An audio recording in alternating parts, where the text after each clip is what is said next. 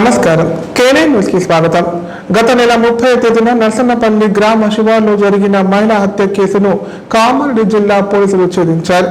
మహిళను హత్య చేసిన నిందితుడిని అరెస్ట్ చేసి రిమాండ్ తరలించినట్లు ఎస్పీ రాజేష్ చంద్ర తెలిపారు. ఈ మేరకు 48 గంటల్లోనే కేసును ఛేదించిన దేవునిపల్లి పోలీసులను అభినందించారు.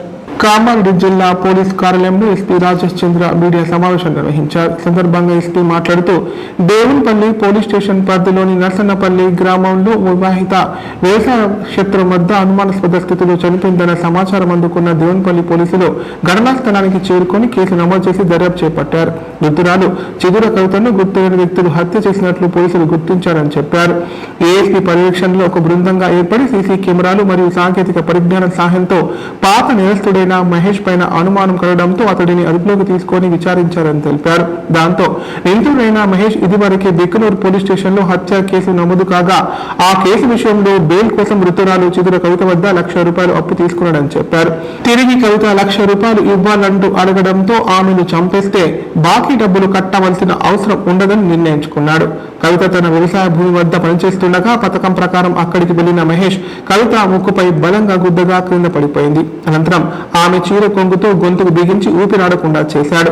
కవిత చనిపోయిందని నిర్ధారించుకున్న తర్వాత ఆమె ఒంటిపైన ఉన్న బంగారు కమ్మలు, మాటేలు, వంక ఉంగరం, మొబైల్ ఫోన్ దొంగిలించి ఎవరికి అనుమానం రాకుండా అక్కడి నుండి పారిపోయాడని చెప్పారు. ఈ కేసును 48 గంటల్లోనే ఛేదించిన రూరల్ సిఐ రామన్, ఎస్ఐ రాజు, క్రైమ్ టీం సిబ్బందిని జిల్లా ఎస్పీ అభినందించారు.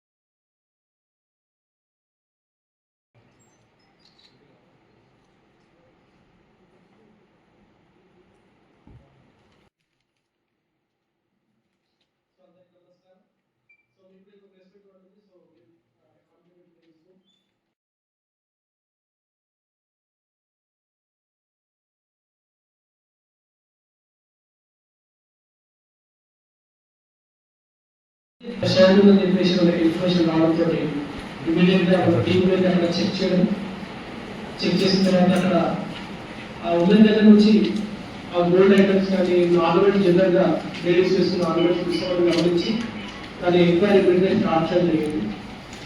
సో అండ్ ఇప్పుడు టెక్నికల్ డేటా అవన్నీ అనాలిసిస్ చేసిన తర్వాత మనకు ఈరోజు అక్యూజ్డ్ అరెస్ట్ చేయడం జరిగింది. అండ్ కేసు వివరాలకు వెళ్తే ఈ యాక్షన్ మర్డర్ జరిగింది 30వ తారీఖు సాయంత్రం మనకి మర్డర్ జరిగింది. యాక్చువల్గా అక్యూజ్డ్ విక్టిమ్ కి గత 4-5 ఏళ్ల ముందు నుంచి పరిచయం ఉంది, బట్ వెరీ ఫ్రీక్వెంట్ పరిచయం కాదు. అంతకుముందు వాళ్ళకు కొంత ఫినాన్షియల్ రిలేషన్ కూడా ఉంది. ఈ అక్యూజ్డ్ ఎవరైతే ఇప్పుడు అరెస్ట్ చేసినామో ఆ అక్యూజ్ కి 2024 మిస్సింగ్ కేసు, దాని తర్వాత సబ్సిక్వెంట్ గా మర్డర్ కూడా ఆయనకు తెలిసిన కేసులో కూడా ఇతను నిందితుడు. ఇతను 2024లో జైలుకు వెళ్ళడం జరిగింది. రీసెంట్ గా ఒక 1 మంత్ బ్యాక్ కోర్టులో ఇచ్చిన బెయిల్ తోటి అతను బయటికి రావడం, అతను బెయిల్ తీసుకోవడానికి సుమారుగా కొంత డబ్బు ఖర్చు చేయడం జరిగింది. సుమారు ₹1,00,000 ఆ బెయిల్ కొరకు అతను చేసిన అప్పు ఈ లేడీ చేయడం జరిగింది. అండ్ ఆ అప్పు విషయానికి సంబంధించి ఈ లేడీ కంటిన్యూస్ గా ఎవరైతే చనిపోయిన డిసీజ్ లేడీ ఉన్నారో ఆ లేడీ కంటిన్యూస్ గా అప్పు విషయం అడిగేసరికి ఆవిడ చంపేయడం జరిగింది. అండ్ ఆవిడ అతను నుంచి కూడా కొంత గోల్డ్ ఆర్నమెంట్స్ అండ్ ఆవిడ మొబైల్ ఫోన్ కూడా అతను ఎత్తుకొని నుంచి పాల్గొనడం జరిగింది. సో గతంలో లాస్ట్ టైం మనం మర్డర్ చేసినప్పుడు ఎలా దొరికిపోయాడో తెలుసు. సో ఈసారి అటువంటి తప్పులు చేయకుండా అతను అన్ని జాగ్రత్తలు తీసుకున్నాడు. బట్ స్టిల్ మనం కొంచెం అనాలిసిస్ చేసుకుని అతను ఎన్నిసార్లు కూడా డిఫరెంట్ గా ట్రై చేసినా కూడా అతన్ని పట్టుకోవడం జరిగింది. అండ్ ఈ కేసు మొత్తం కూడా విత్ ఇన్ 48 అవర్స్ లోనే సాల్వ్ చేసిన మన దేవునిపల్లి పోలీస్ టీమ్ కి అండ్ ఇన్స్పెక్టర్ గారు కూడా స్పెషల్ గా థ్యాంక్స్ చెప్పడం జరుగుతుంది. సో ఆ అక్యూజ్ దగ్గర నుంచి సీజ్ చేసింది ఒక జత బంగారు కమ్మలు, ఒక జత బంగారు మాటలు అండ్ ఒక ఉంగరం, ఒక మొబైల్ ఫోన్ ఇవి సీజ్ చేయడం జరిగింది. అండ్ ఈ పర్సన్ ని ప్రీవియస్ గా ఇప్పుడు ఏదైతే బెయిల్ గ్రాంట్ అయిందో ఆ బెయిల్ క్యాన్సిలేషన్ కూడా ఆల్రెడీ అప్లికేషన్ మూవ్ చేస్తున్నాము. అండ్ ఇప్పుడు ఈ పర్సన్ కూడా ఇమీడియట్ గా జ్యుడిషియల్ రిమాండ్ పంపిస్తాము. అండ్ ఫర్దర్ గా పలు ప్రాంతాలలో నేటి నుంచి హనుమాన్ అర్ధమండల దీక్షలు ప్రారంభమయ్యాయి. ఇందులో భాగంగా తడపకల్ రామాలయంలో అర్చకులు స్వాములకు మాలధారణ చేశారు. మాల వేసుకున్న స్వాములకు దీక్ష మాలధారణ నియమాలను వివరించారు. దేశంలో ఎక్కడా లేని విధంగా ఆంజనేయ స్వామికి 2 జయంతులు నిర్వహిస్తారు. చైత్ర పౌర్ణమి రోజున హనుమాన్ చిన్న జయంతిని, వైశాఖ బహుళ దశమి రోజున హనుమాన్ పెద్ద జయంతిని నిర్వహిస్తారు. అయితే చైత్ర పౌర్ణమి రోజున ఉత్తర భారతదేశంతో పాటు దక్షిణ భారతదేశంలో ఆంజనేయ స్వామి జయంతి నిర్వహిస్తుంటారు. కాగా వైశాఖ బహుళ దశమి రోజున హనుమాన్ పెద్ద జయంతి సందర్భంగా ఎర్గట్ల మండలం తడపాకల్ రామాలయంలో స్వాములు అర్ధమండల దీక్ష చేపట్టారు. ఇందులో భాగంగా ఆలయ అర్చకులు ప్రత్యేక పూజలు నిర్వహించి స్వాములకు మాలాధారణ చేశారు. హనుమాన్ మాలధారుల జై శ్రీరామ్ జై హనుమాన్ నినాదాలతో ఆలయ ప్రాంగణం మారుమోగింది.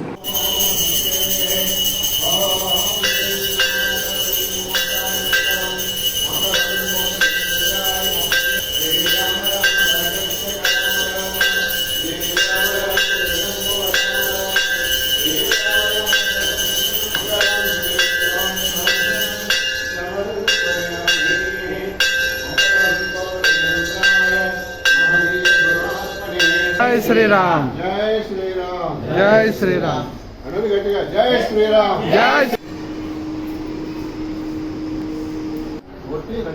రెడీ జై శ్రీరామ్ జై శ్రీరామ్ జై శ్రీరామ్ జై శ్రీరామ్ జై శ్రీరామ్. ఈరోజు తడ్బకల్ గ్రామం లోపల పోషకుల నుంచి భక్తులు హనుమాన్ మాల అంటే అర్ధమండల పెద్ద హనుమాన్ జయంతి సందర్భంగా అర్ధమండల మాలధారణకు ప్రతి సంవత్సరము గోదావరి దర్గాకు వచ్చేసి గంగా స్నానం ఆచరించి ఆ యొక్క స్వామివారి సేవలు కూడా మాలధారణ నిర్వహిస్తుంటారు. అలాగే అర్ధమండల 40 రోజులు 20 చేసుకున్న తర్వాత ఆ స్వామివారికి కొండగట్టకు వెళ్తుంటారు. ఇక్కడ అన్నదాన కార్యక్రమం తీసుకుంటారు. ప్రతి సంవత్సరం ఇలాంటి హనుమాన్ మాల యొక్క హనుమాన్ యొక్క జన్మదిన సందర్భంగా ప్రతి ఒక్కరు మాలధరసు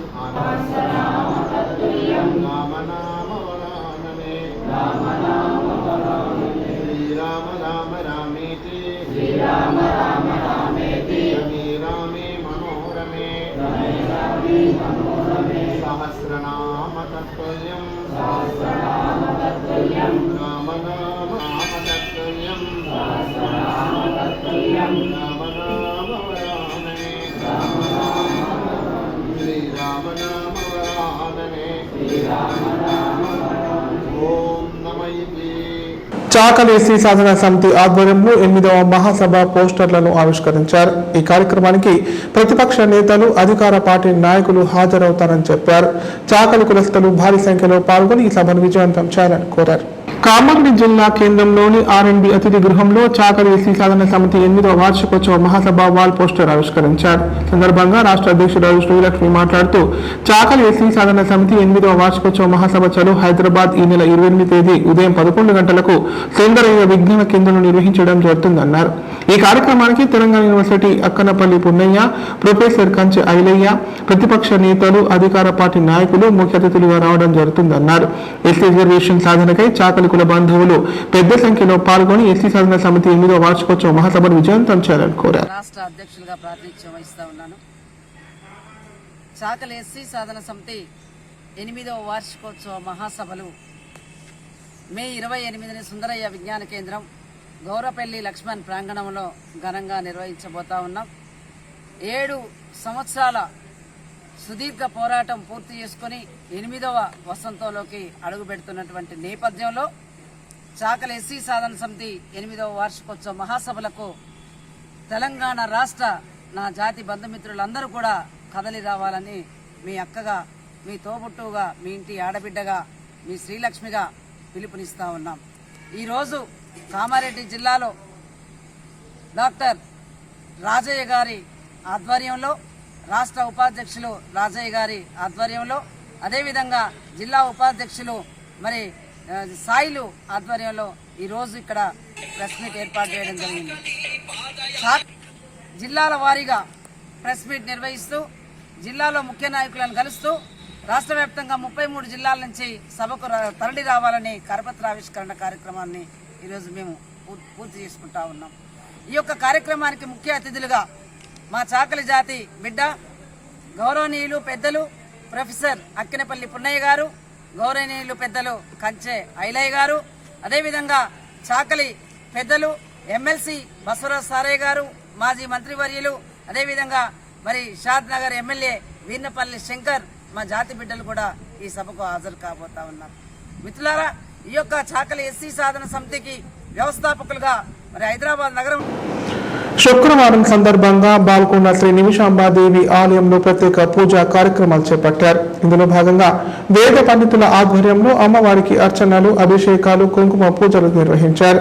ఈ పూజలలో మహిళలు పెద్ద సంఖ్యలో పాల్గొని అమ్మవారిని దర్శించుకుని తీర్థ ప్రసాదాలు స్వీకరించారు. బాల్కొండ మండల కేంద్రంలోని శ్రీ నిమిషాంబాదేవి ఆలయంలో వైశాఖ మాసం శుక్రవారం పురస్కరించుకుని వేద పండితుల మంత్రోచ్చరణ మధ్య అమ్మవారికి అర్చనలు, అభిషేకాలు, ప్రత్యేక కుంకుమ పూజలు నిర్వహించారు. మహిళలు భారీ సంఖ్యలో పాల్గొని అమ్మవారికి ఒడి బియ్యం సమర్పించారు. ఈ పూజా కార్యక్రమాలలో భక్తులు అధిక సంఖ్యలో పాల్గొని అమ్మవారిని దర్శించుకుని మొక్కులు చెల్లించుకున్నారు. అనంతరం భక్తులకు అన్న ప్రసాద వితరణ చేశారు. వర్మ నామ దివస్యః వై శ్రవంతి నామ దివస్యః వై అరుణ్ కుమార్ నామ దివస్యః శ్రీ నిమిషాంబ మాతా దేవత అచింద అనుగ్రహ సంసారాదేవి యోగః ఓం గం గణపతే ఓం గౌరీ నమః నాదేవ సింధు సత్యాగ్నే తామ మోల్ని ఎమోషన్ మేడి దుర్గాం దేవి గుం జగన్మహం జగదే.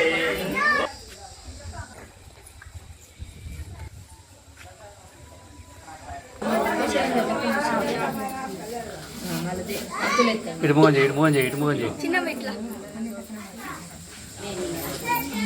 ఇప్పుడు ప్రకటనలు. తెలంగాణలో మొట్టమొదటిసారిగా అధునాతన పద్ధతిలో నరాల, మానసిక, sex, alcohol, fits treatment, AC intensive care unit ఇప్పుడు మన నిజామాబాద్ లో doctor B Keshavulu MD psychiatry, Osmania గారి ఆధ్వర్యంలో అన్ని సదుపాయాలు గల అత్యాధునిక అతిపెద్ద హాస్పిటల్ ప్రారంభించబడ్డది. నరాల బలహీనతలు, తలనొప్పి, ఫిట్స్, పళ్లు బిగపట్టడం, భయం, గుండెదడ, డిప్రెషన్, ఒంటరితనం, మంత్రాలు చేతబడి చేశారని అనుమానపడటం, వ్యతిరేకమైన ఆలోచనలు, తన గూర్చి మాట్లాడుకుంటున్నారని, చంపడానికి వస్తున్నారని భ్రమపడటం, ముట్టిందే ముట్టటం, కడిగిందే కడగటం, సెక్స్ లో బలహీనత, శీఘ్రస్ఖలనం, హస్తప్రయోగం, సెక్స్ లో తీవ్ర అసంతృప్తి, భార్యాభర్తల మధ్య అనుమానాలు, పిల్లల అల్లరి, అతికోపం, మతిమరుపు, చదువులో వెనుకబాటుతనం, alcohol, cigarette, gutka, Gul form బానిసైన వారికి స్పెషల్ ట్రీట్మెంట్. గమనిక: ఆధునిక ఏసీ వార్డు, అత్యంత విశాలమైన భవనం, అన్ని నరాల మానసిక సమస్యలకు మరియు ఆల్కహాల్ ను మాన్పించుటకు అడ్మిషన్స్ సౌకర్యం గల తెలంగాణలోనే అతిపెద్ద hospital doctor Keshavulu hospital, bus stand ఎదురుగా లైన్, ఖలీల్వాడి, నిజామాబాద్. ఫోన్ 08462255189. జిల్లా వ్యాప్తంగా కార్మిక దినోత్సవ వేడుకలు ఘనంగా నిర్వహించారు. ఊరువాడ జెండాలు ఆవిష్కరించి శ్రమజీవుల కృషిని గుర్తు చేసుకున్నారు. కార్మికుల హక్కులను సాధించే దిశగా సంఘటితం కావాలని కోరారు. ఉమ్మడి జిల్లా వ్యాప్తంగా పలు కార్మిక సంఘాల ఆధ్వర్యంలో గురువారం మేడే వేడుకలు ఘనంగా నిర్వహించారు. మేడే సందర్భంగా పలు కార్మిక ప్రజా సంఘాలు పార్టీ కార్యాలయం ముందు ఎర్ర జెండాలు ఎగురవేశారు. సందర్భంగా వారు మాట్లాడుతూ, నేటి సమాజంలో శ్రామికులు 8 గంటల పని కేవలం 4 గంటలు మాత్రమే చేస్తే సరిపోతుందన్నారు. అయినప్పటికీ పెట్టుబడిదారులు ఏ విధానంలో కార్మికుల శ్రమను దోచుకుంటే బాగుంటుందో ఆలోచన చేసి ప్రణాళిక రూపొందించారన్నారు. 4 లేబర్ కోడ్లను 12 గంటల పని విధానాన్ని ప్రతిపాదించారని తెలిపారు. రాజ్యాంగం, కోర్టుల గురించి గొప్పలు చెప్పుకునే పాలకులు సమయానికి సమాన వేతనం ఇవ్వాలనే సుప్రీంకోర్టు తీర్పును ఎందుకు అమలు చేయడం లేదని ప్రశ్నించారు. మేడే పోరాట స్ఫూర్తితో మతోన్మాద రాజకీయాలను అడ్డుకుందామని పిలుపునిచ్చారు.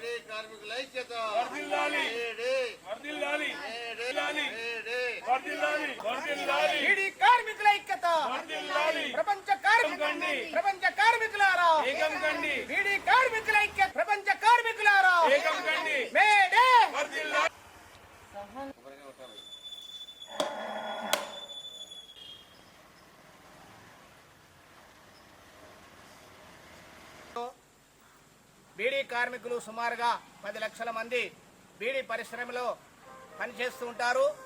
వీళ్లకు రాష్ట్ర ప్రభుత్వము అటు కేంద్ర ప్రభుత్వము తీవ్రంగా మోసం చేయడం జరుగుతుంది. ఎందుకంటే రాష్ట్ర ప్రభుత్వాన్ని మేము ఎన్నిసార్లు డిమాండ్ చేసినా 4016 రూపాయలు బీడీ కార్మికులకు రావాలని ఎన్నిసార్లు పోరాటం చేసినా ఇప్పటి వరకు ఈ రాష్ట్ర ప్రభుత్వము స్పందించడం లేదు.